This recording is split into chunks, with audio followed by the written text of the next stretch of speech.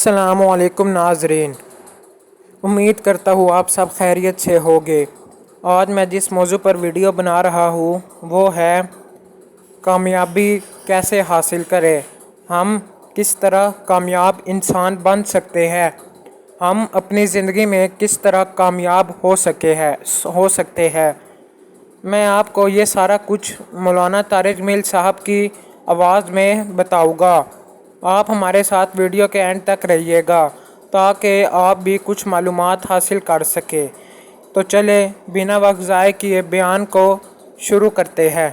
ایک اللہ کو باہر نکال کے باقی بحر و بر، عرش و فرش، ثرا و ثریا، شرق و غرب، شمال و جنوب، فضائی اور خلائی اور آبی اور ناری اور نوری، تمام کو اٹھا کر ایک پلڑ میں رکھا اور چھوٹے سے پرچے پر لا الہ الا لکھا، لا الہ الا اللہ لکھ کر اسے دوسرے پلڑ میں رکھا، اسے تولا گیا تو اللہ کا نبی کا فرمان ہے لرجحت بہن لا الہ الا اللہ، تو لا الہ الا اللہ وزنی ہو جائے گا اور یہ سب کچھ ہوا میں اڑ جائے گا۔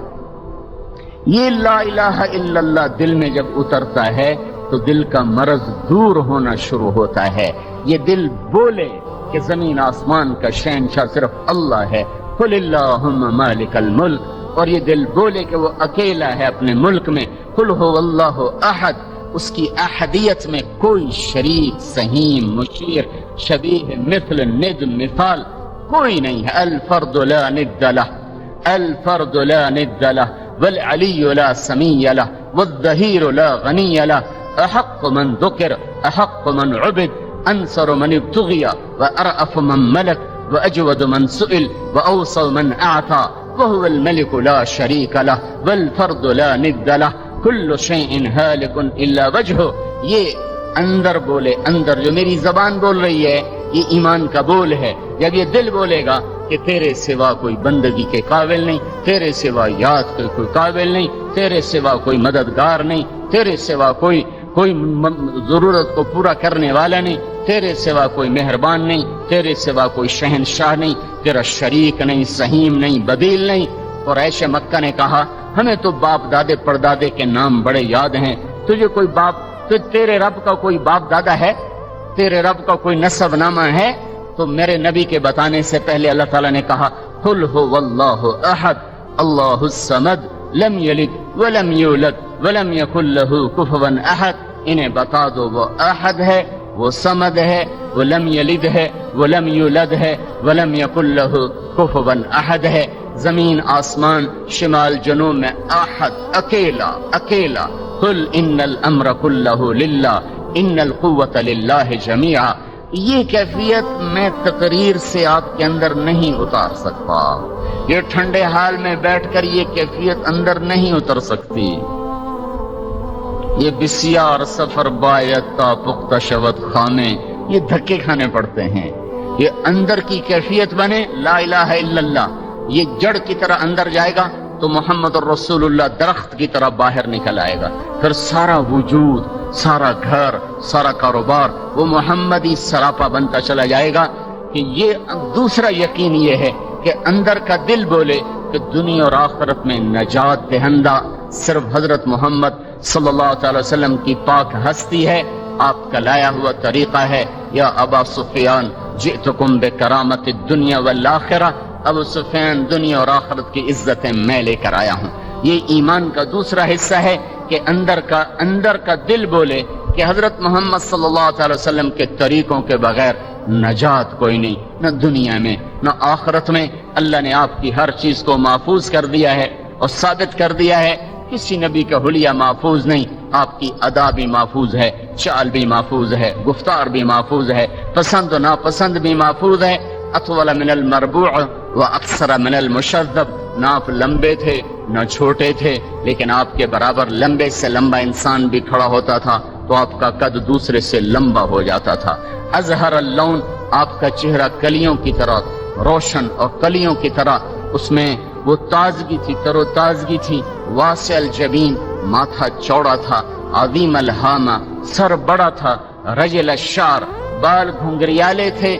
یجاوز شعرہ شحمت اذنیہ، کان کی لو تک آپ کے بال آتے تھے۔ ان فرقت عقیقت و فرق و الا فلا، کبھی مانگ نکالتے تھے، کبھی مانگ نکالے بغیر اقبال پیچھے آپ کنگھی فرما لیا کرتے تھے. کث اللحیہ، آپ کی داڑھی مبارک گھنی تھی. اقن العرنین، ناک یہاں سے اٹھا ہوا تھا. ازج الحواجب، بھویں گول تھی. من غیر قرن، یہاں بال نہیں تھے. غلی الفم، منہ چوڑا، دانت پنکھڑی، یہ آپ کے ہونٹ پنکھڑی کی طرح خوبصورت، سرخ گلابی، براق الثنایا. دانتوں سے جب آپ مسکراتے تھے یا بات کرتے تھے نور نکلتا دکھائی دیتا تھا. سہل الخدین، نہ گال پچکے تھے نہ ابھرے ہوئے تھے، برابر. کأنہ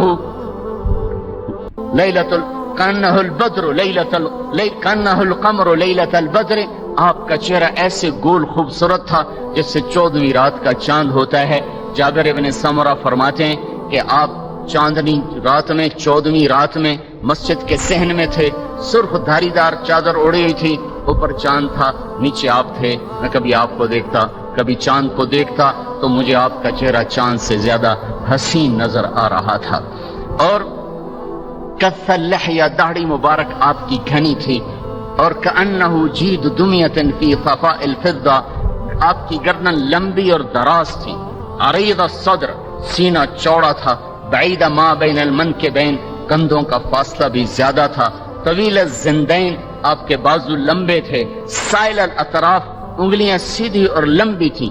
شتن الکفین والقدمین، یہ پرگوشت تھیں ہتھیلیاں اور پاؤں پرگوشت تھے.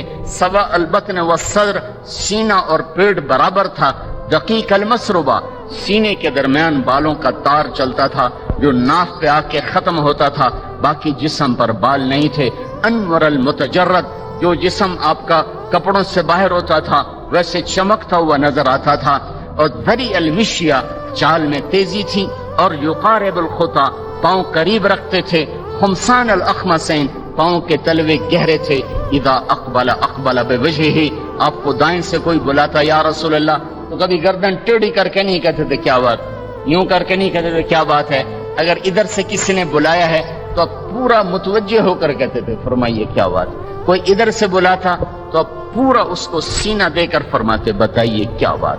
یہ پورے چہرے کے ساتھ متوجہ، پورے سینے کے ساتھ متوجہ. کبھی انگلی کا اشارہ کر کے کسی کو نہیں بلایا. اذا اشار بکفہ، پورے ہاتھ کا اشارہ کر کے بلاتے تھے. پاؤں کبھی دراز کر کے محفل میں نہیں بیٹھتے تھے. مربع شکل، چوکڑی مار کے بیٹھتے تھے. سب پر آپ کی نظر برابر ہوتی تھی. آنکھ میں حیا تھا، نظر نیچے رہتی تھی. کنکھیوں سے دیکھتے تھے. کبھی کبھی نظر اٹھتی تھی تو سب پر ایک ہیبت طاری ہو جاتی تھی. کوئی آپ کی آنکھوں میں آنکھیں ڈال نہیں سکتا تھا. سب ویسے ہیبت کی وجہ سے نظریں جھکا لیا کرتے تھے. ہمیشہ سلام میں پہل کرتے تھے. کوئی آپ کو سلام میں پہل نہ کر سکا. لباس میں سفید لباس پسند تھا.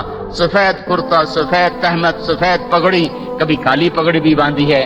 اور کبھی آپ نے سفروں کی وجہ سے، سفر جب ہوتے تھے تو آپ نے کالا امامہ استعمال فرمایا ہے کہ وہ سفید امامہ میلا ہو جاتا ہے. اور آپ کو شہد کا شربت پسند تھا، کھجور کا شربت پسند تھا، بکرے کی گردن کا گوشت پسند تھا، آگے دستی کا گوشت پسند تھا. اور کھانے میں آپ کو جو کی تازہ روٹی پسند تھی، اجوا کھجور پسند تھی، برنی کھجور پسند تھی. اتنی چھوٹی چھوٹی باریک باتوں کو اللہ تعالیٰ نے لکھا کر محفوظ کر دیا. جیسے قرآن محفوظ ہے ایسے سنت محفوظ ہے. لیکن دل میں مرض ہے، دل میں مرض ہے. جس سنت کی خیر ہے، کرو تو ثواب ہے، نہ کرو تو گناہ تو کوئی نہیں. سنت کی خیر ہے، کرو تو ثواب ہے، نہ کرو تو گناہ تو کوئی نہیں.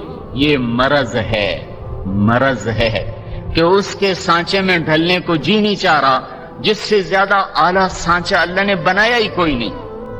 1000 آیات ہیں جنت اور جہنم کے لیے، لیکن نہ ہمارے گھروں میں، نہ ہماری محفل میں نہ کبھی جنت کا تذکرہ ہوا، نہ کبھی جہنم کا تذکرہ ہوا. اللہ کے نبی لے کر بیٹھتے تھے، کبھی جنت بتا رہے ہیں، کبھی جہنم بتا رہے ہیں. آپ نے ایک دفعہ جہنم کا ذکر کیا، ایک صحابی غش کھا کے گرے اور انتقال ہو گیا. جبریل آئے، کہا یا رسول اللہ یہ کون ہے؟ کہا میرا ساتھی ہے. تو جبریل نے کہا اللہ تعالیٰ کہہ رہے ہیں جو دنیا میں ڈرے گا آخرت میں خوش کر دوں گا، آخرت میں خوش کر دوں گا. تو جنت کے تذکرے کوئی نہیں ہے. ایک بدو آیا، یا رسول اللہ میں جنت میں جا سکتا ہوں؟ میرا رنگ تو کالا ہے، خاندان بھی کوئی اچھا نہیں ہے، اور آپ تو رسول ہیں، یا رسول اللہ میں جنت میں جا سکتا ہوں؟ تو آپ نے کہا کیوں نہیں جا سکتا؟ تو ایمان والا ہے، عمل والا ہے، تو کالے رنگ کا ڈر نہ کر، تو میرے پیچھے پیچھے چلتا آ، تیرے چہرے کا نور جنت میں ایسا ہوگا کہ 1000 سال کی مسافت سے لوگوں کو تیرا نور نظر آئے گا۔ وہ کہنے لگا یا رسول اللہ جنت کیسی ہوتی ہے؟ تو اللہ کے نبی نے کہا ایسی ہوتی ہے، ایسی ہوتی ہے۔ کہا اور بتائیں؟ پھر آپ نے کہا ایسی ہوتی ہے، ایسی ہوتی ہے۔ کہنے لگا اور بتائیں؟ تو حضرت عمر بول پڑے اب بس کر بھائی، کتنا پوچھے گا، کیوں اللہ کے نبی پہ بوجھ بنتا ہے؟ تو اللہ کے نبی نے فرمایا عمر تم سے پوچھ رہا ہے، مجھ سے پوچھ رہا ہے، پوچھنے دو، میں اور کس کے لیے آیا ہوں، پوچھنے دو۔ تو اللہ بھی شریک ہو گئے۔ تو اللہ تعالیٰ نے اسی وقت جبریل کو بھیجا کہ چل جا تسلی سے میرے بندے کو بتا کہ جنت کیا ہے۔ ان الابرار یشربون من کأس کان مزاجها کافورا عینا یشرب بها عباد اللہ یفجرونها تفجیرا یوفون بالنذر ویخافون یوما کان شره مستطیرا ویطعمون الطعام على حبه مسکینا ویتیما واسیرا انما نطعمكم لوجه الله لا نريد منكم جزاء ولا شكورا انا نخاف من ربنا يوما عبوسا قمطريرا فوقاهم الله شر ذلك اليوم ولقاهم نضرة وسرورا وجزاهم بما صبروا جنة وحريرا متكئين فيها على الارائك لا يرون فيها شمسا ولا زمهريرا ودانية عليهم ظلالها وذللت قطوفها تذليلا ويطاف عليهم بآنية من فضة وأكواب كانت قوارير من فضة قدروها تقديرا ويسقون فيها كأسا كان مزاجها زنجبيلا عينا فيها تسمى سلسبيلا ويطوف عليهم بلدان مخلدون إذا رأيتهم حسبتهم لؤلؤا منثورا وإذا رأيت ثم رأيت نعيما وملكا كبيرا عاليهم ثياب سندس خضر واستبرق وحلوا أصابر من فضة وسقاهم ربهم شرابا طهورا إن هذا كان لكم جزاء وكان سعيكم مشكورا۔ یہ 16 آیات اکٹھی اتری ہیں بدو کے سوال پر، یا رسول اللہ جنت کیسی ہوتی ہے؟ نہ کبھی ہمارے بچے پوچھتے ہیں، نہ کبھی ہم پوچھتے ہیں جنت کیسی ہوتی ہے، فلاں گاڑی کیسی ہوتی ہے، فلاں گاڑی کیسی ہوتی ہے، یہی سارے بچے کہہ رہے ہوتے ہیں فلاں گاڑی کیسی ہوتی ہے، فلاں گاڑی کیسی ہوتی ہے۔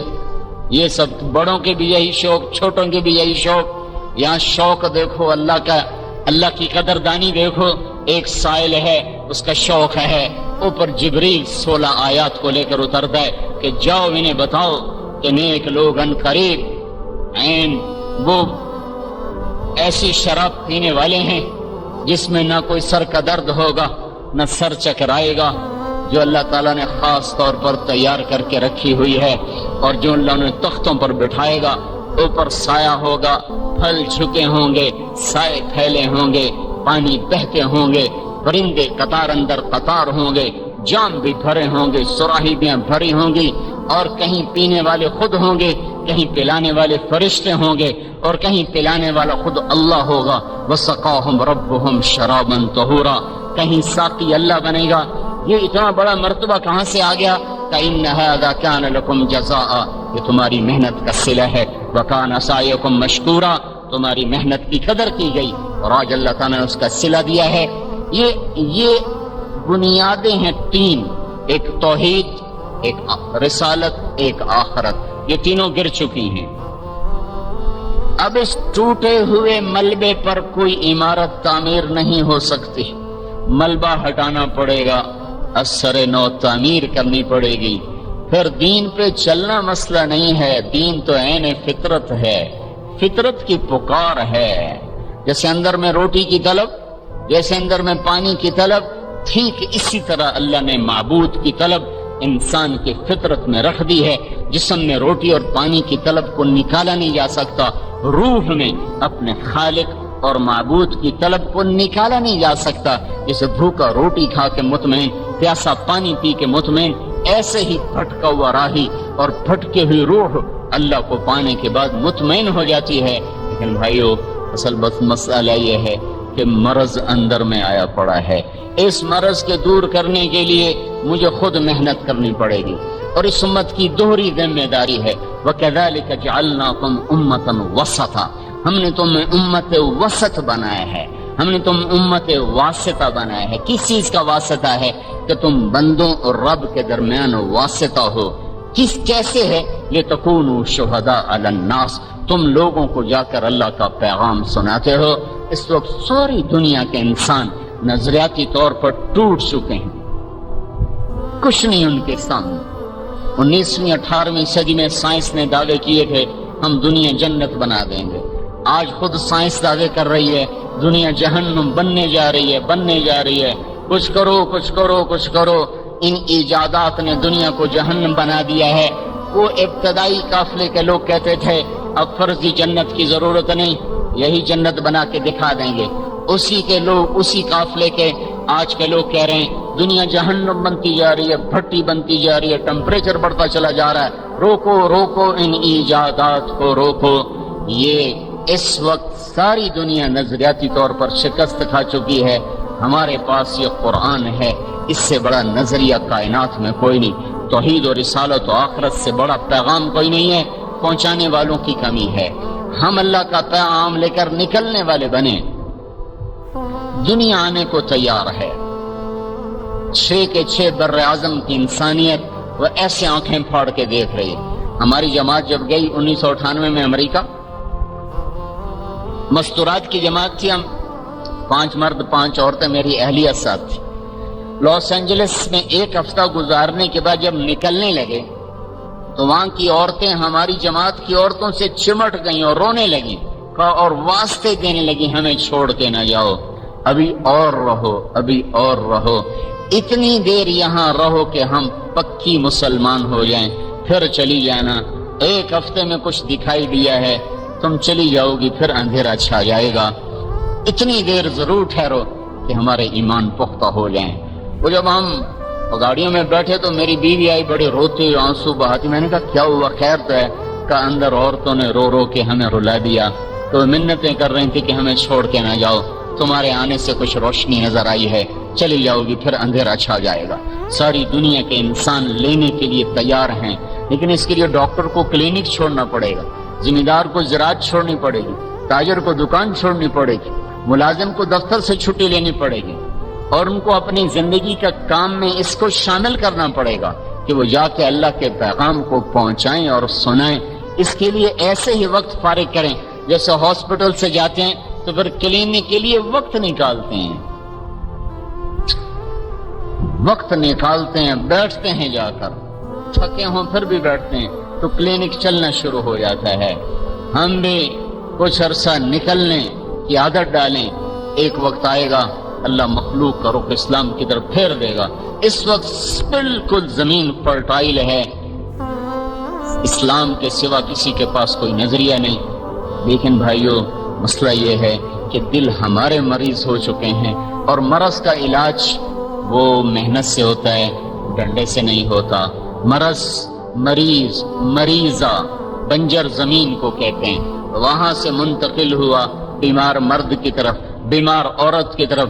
جو دستور بیمار مرد اور عورت کو ٹھیک کرنے کا ہے، وہی دستور اس مریض دل کو ٹھیک کرنے کا ہے۔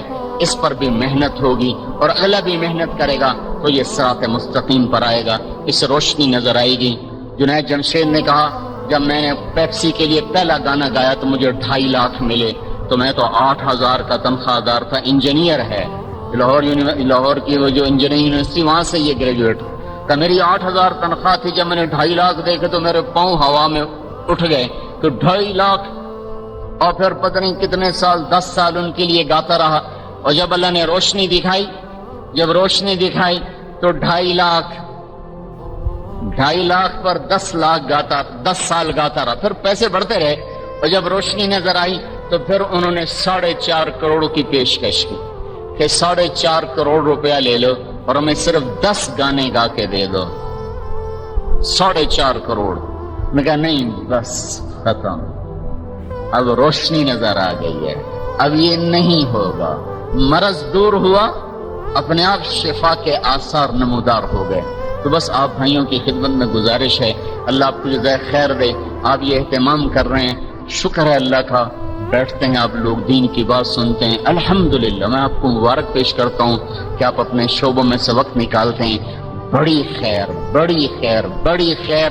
یہی محفلیں ہیں جو قیامت کے دن عزت کا سبب بنے گی اور قیامت کے دن اللہ کے دربار سے دلانے کا سبب بنے گی. لیکن بھائیو صرف اتنے سے کام نہیں بنے گا، کچھ اور بھی تھوڑا وہاں سے یہ لیا گیا ہے، وہاں سے یہ مستعار لیا گیا ہے، وہاں سے اس کو ادھر لایا گیا ہے کہ جو آدمی بیمار ہوتا ہے وہ بھی چٹیل ہی ہو جاتا ہے، اس میں بھی کلر ہی ہو جاتا ہے، اس میں بھی کوئی کام کرنے کی صلاحیت نہیں رہتی. تو جس زمین میں کلر ابھر آتا ہے وہ زمین چٹیل میدان بن جاتی ہے اور وہ کسی کام کی نہیں رہتی. تو پھر اس کو صحیح کرنے کے لیے لمبی چوڑی محنت کی درکار ہوتی ہے. جن دلوں میں مرض پیدا ہو جاتا ہے وہ دل اسلام پر چلنے کے قابل نہیں رہتے. مثلا آپ کے ہسپتال میں ایک بیمار آ جائے تو آپ اس کو ڈنڈے مارو گے ٹھیک ہو جا ورنہ میں تیرا تالو لال کر دیں، وہ ٹھیک ہو سکتا ہے؟ آپ اس کو 10 لاکھ روپیہ پیش کرو، یہ 10 لاکھ روپے لے لو اور ٹھیک ہو جاؤ، اس سے ٹھیک ہو جائے گا؟ اس کو ایک چھوٹی سی گولی کھلا دو وہ ٹھیک ہو جائے گا. مرض نہ طاقت سے دور ہوتا ہے نہ لالچ سے دور ہوتا ہے. مرض کے لیے ایک نظام ہے، وہ نظام چلے گا تو دور ہوگا، وہ نظام نہیں چلے گا تو دور نہیں ہو سکتا. جب دل مریض ہو گیا ہے تو اس کا تو لمبا چوڑا آپریشن ہوتا ہے. ایسے ہی وہ مرض جو اسلام اور میرے درمیان رکاوٹ بن رہا ہے وہ بھی علاج سے دور ہوتا ہے. وَلَا تَكُونُوا كَالَّذِينَ أُوتُوا الْكِتَابَ مِنْ قَبْلُ فَطَالَ عَلَيْهِمُ الْأَمَدُ فَقَسَتْ قُلُوبُهُمْ وَكَثِيرٌ مِّنْهُمْ فَاسِقُونَ اعْلَمُوا أَنَّ اللَّهَ يُحْيِي الْأَرْضَ بَعْدَ مَوْتِهَا قَدْ بَيَّنَّا لَكُمُ الْآيَاتِ لَعَلَّكُمْ تَعْقِلُونَ. اس آیت میں اللہ علاج بتا رہا ہے کہ جب زمین چٹیل ہو جاتی ہے، بنجر ہو جاتی ہے تو آرڈر دینے سے تو ٹھیک نہیں ہوتی، تو جان لگانی پڑتی. ہمارا ایک زمین کا ٹکڑا تھا، کالا سیاہ، کالا، ایک ہوتا سفید کلر، ایک ہوتا کالا کلر.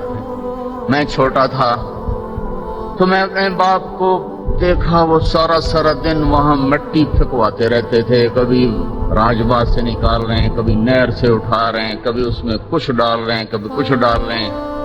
20 برس اس پر محنت ہوئی، 20 برس کے بعد اب باپ کی محنت کا ہم نفع اٹھا رہے ہیں. ہمارے لیے وہ ایک سرسبز میدان ہے، جو فصل کاش کرتے ہیں باہر آ جاتی. تو اب دل بن گئے مریض، اس لیے دین پہ چلنے کا ارادہ ہی ختم ہو گیا ہے. لہذا آج کا دور اسلام کا نہیں، آج کا دور وہ پرانا دور، اور آج کے دور میں بڑا فرق ہے. یہ صرف مرض کی بات ہے. مرض، وہ مریض آدمی کے پیٹ میں درد ہے اور آپ کہہ رہے ہیں روٹی کھاؤ گے، تو میں کیسے کھاؤں، مجھے تو بھوک نہیں. پھر آپ اس کو ڈنڈے ماریں وہ نہیں کھائے گا، پھر اب اس کو لالچ دیں وہ نہیں کھائے گا. اب اس کا علاج کر دیں، تھوڑی دیر کے بعد وہ خود ہی روٹی مانگے گا، بھائی کھانا تو کھلاؤ، روٹی تو کھلاؤ. لیکن اگر آپ اس پر زبردستی کریں گے تو نہیں ہو سکتا. تو اس وقت اور پچھلے وقت اور آنے والے وقت ہر دور میں دین میری آپ کی ضرورت ہے. اس کے بغیر ہم کامیاب نہیں ہو سکتے. یہ ثابت کرنے کی ضرورت نہیں ہے کہ دین ضروری ہے کہ نہیں. مسئلہ یہاں اٹکا ہوا ہے کہ دین پر چلنے کا ارادہ کوئی نہیں ہے. جو چلنے والے ہیں وہ بھی ادھورا چلتے ہیں، کچھ اپنی مانتے ہیں، کچھ اللہ کی مانتے ہیں، کچھ اللہ کے رسول کی مانتے ہیں، کچھ اپنی مانتے ہیں، کچھ رسم و رواج میں ڈھل کے چلتے ہیں، کچھ شریعت میں ڈھل کے چلتے ہیں. یہ کچھ ادھر کچھ ادھر، یہ دائیں بائیں ہیں.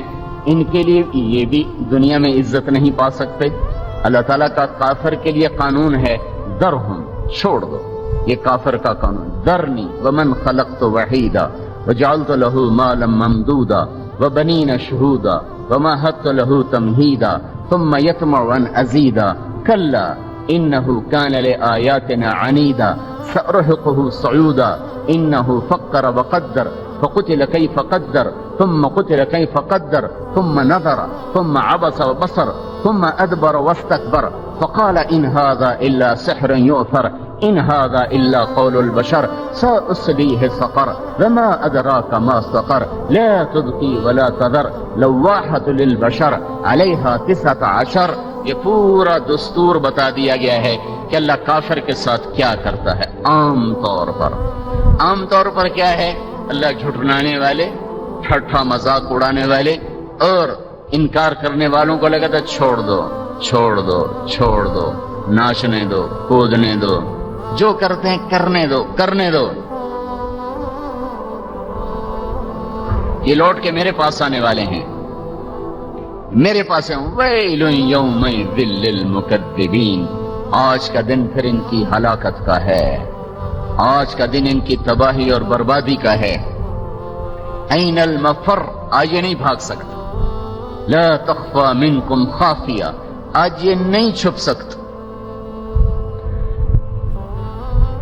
ایک کچے مسلمان ہیں جو میں اور آپ ہیں، ہمارے لیے اور دستور ہے. ایک پکے مسلمان ہیں جو آئے اور چلے گئے، آئے اشاق گئے وعدہ فردہ لے کر، اب انہیں ڈھونڈ چراغ رخ زیبا لے کر، ان کے لیے الگ قانون ہے.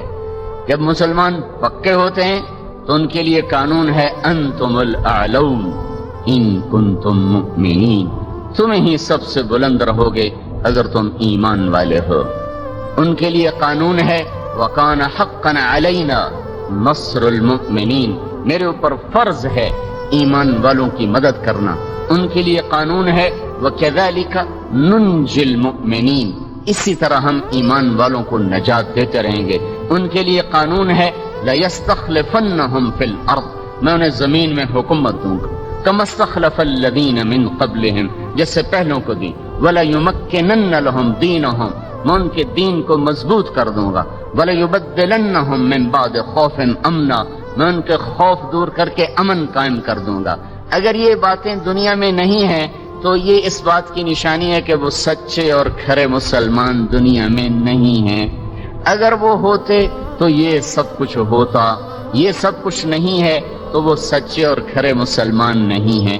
اب رہ گئے میں اور آپ، کچھ اپنی مانی کچھ اللہ کی مانی. ان کے لیے کیا قانون ہے؟ تو ان کے لیے اللہ تعالیٰ کا فرمان ہے وَلَنُذِيقَنَّهُمْ مِنَ الْعَذَابِ الْأَدْنَى دُونَ الْعَذَابِ الْأَكْبَرِ لَعَلَّهُمْ يَرْجِعُونَ، ہم تمہیں چھوٹے چھوٹے عذاب دیں گے، بڑا نہیں. بڑا عذاب کیا ہے؟ فَيُعَذِّبُهُ اللَّهُ الْعَذَابَ الْأَكْبَرِ، بڑا عذاب کیا ہے؟ وہ جہنم کا عذاب ہے. بڑا یہ نہیں بم پڑ گئے، دشمن آ گئے، ملک فتح ہو گیا، بچے ذبح ہو گئے، ایٹم بم گر پڑے، زلزلے آ گئے، یہ بڑے چھوٹے عذاب ہیں. فَيُعَذِّبُهُ اللَّهُ الْعَذَابَ الْأَكْبَرَ يَصْلَى النَّارَ الْكُبْرَى النَّارَ الْكُبْرَى الْعَذَابَ الْأَكْبَرَ، یہ صرف اللہ جہنم کے لیے فرما رہا ہے. تو ہمیں اللہ کہہ رہا ہے وَلَنُذِيقَنَّهُمْ مِنَ الْعَذَابِ الْأَدْنَى، میں تمہیں چھوٹے چھوٹے عذاب دوں گا، دون العذاب الاکبر، بڑا نہیں دوں گا. لعلہم یرجعون، تاکہ تم لوٹ کے میری طرف آؤ، تم میری طرف رجوع کرو. جب تم میری طرف رجوع کرو گے تو پھر میرا غیبی نظام تمہارے ساتھ چلے گا، اور پھر میری غیبی تائید تمہارے ساتھ چلے گی. اور اللہ پاک کی غیبی تائید جب شامل ہوگی تو پھر دنیا میں کوئی روک سکتا ہے؟ زوال شدہ قوموں کی نفسیات یہ ہوتی ہے کہ اپنی خطائیں دوسروں پہ تھوپتے رہتے ہیں.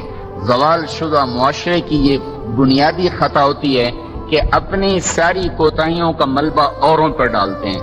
ہم تو ٹھیک تھے، امریکہ نے ایسا کر دیا، ہم تو ٹھیک تھے، برطانیہ نے ایسا کر دیا، ہم تو صحیح جا رہے تھے، یہودیوں نے ایسا کر دیا. یہ زوال شدہ نفسیات ہے. اسباب ہمارے اندر ہوتے ہیں، باہر نہیں ہوتے، اندر ہوتے ہیں. تو اللہ تبارک و تعالی یوں کہہ رہا ہے ما یفتح اللہ للناس من رحمت فلا ممسک لها، اگر میں تمہارے لیے مدد اور نصرت کا دروازہ کھولوں تو کوئی بند کر سکتا ہے؟ کوئی بھی نہیں کر سکتا. وَإِن يُرِدْكَ بِخَيْرٍ فَلَا رَادَّ لِفَضْلِهِ، میں تمہاری بھلائی کا ارادہ کروں تو کوئی روک لے گا. معلوم ہوا اللہ نے بھلائی کا ارادہ نہیں کیا، اپنی رحمت کا دروازہ کھولنے کا ارادہ نہیں کیا. اب ہم اپنی طاقت سے کھلوا نہیں سکتے. ہم تیسرا طبقہ ہیں، تیسرا طبقہ. یہ طبقہ صحابہ کے دور میں موجود نہیں، اس کے لیے ہمیں پیچھے دیکھنا پڑے گا. یہ طبقہ بنی اسرائیل میں موجود ہے کہ جو مسلمان بھی تھے نافرمان بھی تھے. صحابہ تو پکے مسلمان تھے، لہذا 313 ہو 1000 ہو کوئی مسئلہ نہیں، پیچھے اللہ ہے. اب ہمیں عام طور پر تبلیغ والوں کو کہتے ہیں تم سے ابھی تک 313 بھی نہیں تیار ہو سکے. نہیں ہو سکے، ہم کچے مسلمان ہیں. ہمیں مثال پیچھے سے ڈھونڈنی پڑے گی کہ بنی اسرائیل کے ساتھ اللہ کیا کرتا چلا آیا. صحابہ کا نمونہ پکے مسلمانوں کا ہے. وہاں یا کافر ہے اور منافق یا پکا مسلمان ہے. کوئی ایسا مسلمان نہیں ہے جو نماز چھوڑ دیتا ہو، جو ماں باپ کا نافرمان ہو، جو جھوٹ بول دیتا ہو، جو شرابیں پیتا ہو، جو شراب بیچتا ہو. ایسا مسلمان کا معاشرہ کوئی نہیں. اکا دکا تو ہر دور میں رہتے ہیں. تو اللہ تبارک و تعالیٰ نے دین پر آنا ہی دنیا اور آخرت کی نجات کا سبب بنایا ہے. دین پر آئیں کیسے؟ یہاں گاڑی اٹکی ہوئی ہے. فی قلوبہم مرض، زمین چٹیل زمین کو کیسے ٹھیک کیا جاتا ہے؟ حکم دے کر، آرڈر دے کر نہیں. سال ہا سال ہل چلتے ہیں، پھل ڈالتا ہے، پانی دیتے ہیں، جپسم ڈالتے ہیں، پھر فصل کاش کرتے ہیں، پھر ہل چلتا ہے. اعلموا ان اللہ ولا تکونوا کالذین طال علیہم الامد فقست قلوبہم. وہ نہ بن جانا جو تم سے پہلے تھے کہ دنیا کے امیدوں کے لمبا ہونے سے ان کے دل سخت ہو گئے. جب دل سخت ہو گئے تو نرم کیسے ہوں گے؟ اگلی آیت اس کے ساتھ جوڑ کھاتی ہے. اعلموا ان اللہ یحیی الارض بعد موتہا. سنو، اللہ زمین کو زندہ کرتا ہے اس کے مردہ ہونے کے بعد. اللہ زمین کو کیسے زندہ کرتا ہے؟ پانی ڈالتا ہے، بارش برساتا ہے، زمیندار ہل چلاتا ہے، بارش آتی ہے، پھر وہ کھیت، پھر وہ کنویں کا پانی دیتا ہے، پھر وہ نہر کا پانی دیتا ہے، پھر ہل چلاتا ہے، پھر بیج ڈالتا ہے، پھر جڑی بوٹیاں تلف کرتا ہے. ایک تسلسل کی محنت کے بعد جا کر زمین میں سے مرض نکلنا شروع ہو جاتا ہے. جب زمین کا مرض نکل جاتا ہے تو پھر ہلکی سی ڈرل ڈالتے ہیں اور ہر دانہ اگتا چلا جاتا ہے. جو ڈرلنگ ہوتی ہے تو بڑی آسان ہوتی ہے. مطلب تھوڑا سا 2 انچ کی گہرائی کا ہل چلاتے جاؤ، اس کے بعد باہر نکل جاؤ، اللہ ساری فصل کو اگا دے گا. لیکن جب وہ چٹیل ہے اس وقت اس پہ ڈرل کرنا وہ اپنے بیج کو ضائع کرنا ہے اور اپنی جہد کو ضائع کرنے والی بات ہے. تو اس وقت جو مسئلہ ہے وہ دلوں کے مرض کا ہے. فی قلوبہم مرض، یہ مرض حائل ہو چکا ہے دین پر چلنے کے لیے. یہ مرض حائل ہو چکا ہے اسلام کی حقانیت کو سمجھنے کے لیے. اور میرے بھائیو، یہ ذاتی جہد اور محنت سے یہ انسان کا دل اللہ زندہ کرتا ہے. یہ ڈنڈے سے نہیں ہم زندہ کر سکتے. میں سینٹرل ماڈل اسکول میں سے میں نے میٹرک کیا ہے. ہمارے ایک وارڈن آئے تھے طالب حسین رحمت اللہ علیہ، بڑے نیک استاد تھے. اس وقت بڑے برے لگتے تھے، اب ان کے لیے ہر وقت دعا نکلتی ہے. انہوں نے نماز کو لازمی کر دیا. ہم ہاسٹل کے لڑکے تھے، اکثر زمینداروں کے بچے تھے. نماز لازمی ہو گئی، حاضری ہوتی تھی. تو ایک دفعہ عشاء کی نماز ہو رہی تھی، سردیوں کے دن تھے، تو میں پچھلی صف میں کھڑا تھا. میرے برابر میں آ کے میرا روم میٹ بھی تھا اور بالکل اس کی چارپائی میری چارپائی ساتھ تھی، بیچ میں ٹیبل تھا. مرید کے ایک زمیندار کا بیٹا تھا. وہ میرے قریب آ کر نماز میں کھڑا ہوا اور اس نے عشاء کی نماز کی نیت باندھی. 4 رکعت نماز فرض واسطے طالب حسین دے اللہ اکبر، یہ اس نے نیت باندھی. تو میں نے نماز توڑ کر میں نے کہا اے یہ کیا کیا؟ وہ کہنے لگا میں تو طالب حسین کی پڑھ رہا ہوں، اللہ کی تو کوئی نہیں پڑھ رہا ہوں. جب اللہ کی پڑھوں گا پھر اللہ کی نیت کروں گا. جب دل میں مرض ہوگا اور میں اوپر سے کہوں گا پڑھ نماز، تو وہ ایسی نماز پڑھے گا. ایسی نماز پڑھنے سے تو وہ کافر ہو جائے گا. نماز چھوڑنے سے آدمی کافر نہیں ہوتا، یوں نماز کا مذاق اڑانے سے آدمی کافر ہو جاتا. داڑھی منڈانے سے آدمی کافر نہیں ہوتا ہے.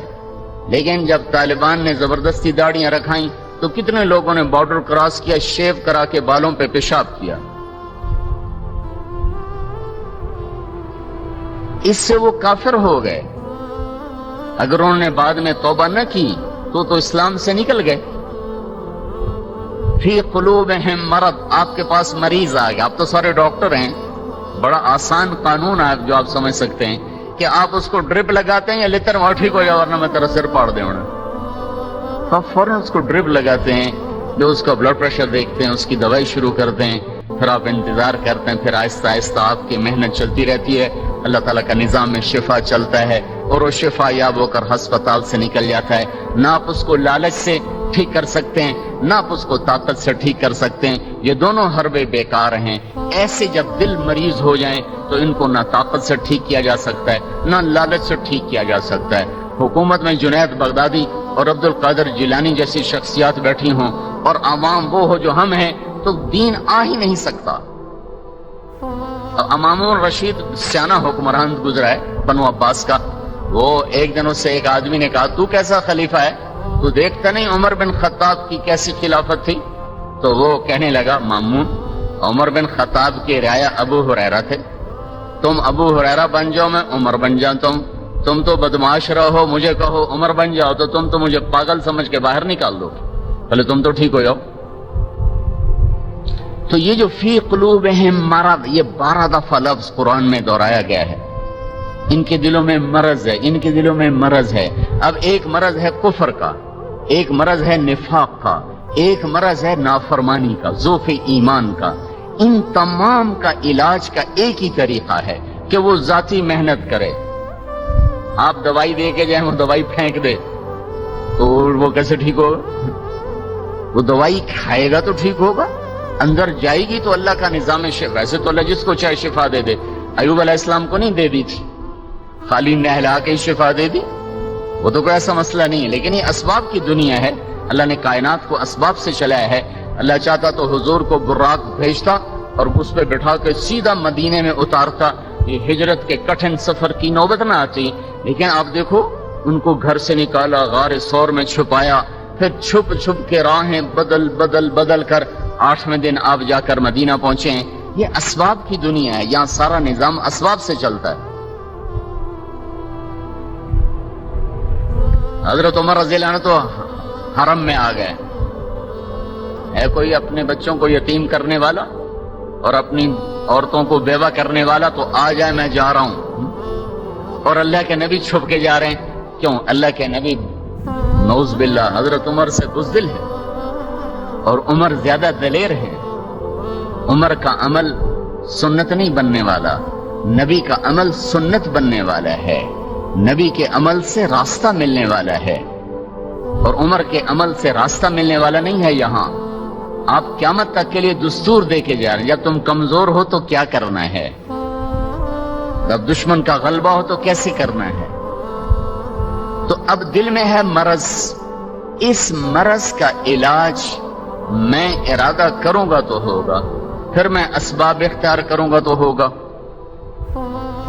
उसके लिए लोगों का जहन बनाने बगैर और कोई चारा कोई नहीं, जहन साजी के सिवा चारा कोई नहीं। हम तबलीग में ले जाते हैं ना, 40 दिन लगाओ, ये 40 दिन 4 महीने, ये तो एक निजाम क्या निजाम है भाई। वक्त के बगैर कुछ काम नहीं होता है। वक्त में 40 दिन 4 महीने 3 दिन एक तरतीब बना दी गई है। ये सिर्फ उस जहन साजी के लिए है कि ये जाके पहले इसका जहन तस्लीम करे कि मुझे अल्लाह के हुक्मों पर जान देनी है, मुझे अल्लाह के अमर को हर चीज पर तरजीह देनी है। ये जहन जब बनता है फिर वो दीन पर चलने वाला बनता है। तो मरज की इजाले के लिए सबसे पहली चीज है कि दिल में अल्लाह की अजमत बैठे और अल्लाह का। नाज़रीन, उम्मीद करता हूँ आपको ये मौलाना तारिक ज़मील साहब का बयान अच्छा लगा होगा और आपने इस बयान से बहुत सबक भी हासिल किया होगा। अब आपका फ़र्ज़ है, आपने जो जो मौलाना तारिक ज़मील साहब के इस बयान से हासिल किया उस पर अमल करें और इस वीडियो को ज़्यादा से ज़्यादा लोगों में शेयर करें ताकि लोग इस्लाम के रास्ते की तरफ आ सके और इस्लाम तेज़ी से फैल सके। उम्मीद करता हूँ आपको ये वीडियो अच्छी लगी होगी। अगर वीडियो अच्छी लगी हो तो वीडियो को लाइक और चैनल को सब्सक्राइब करें ताकि हर नई आने वाली वीडियो आप तक पहुँच सके। आपका हमारी वीडियो देखने का शुक्रिया।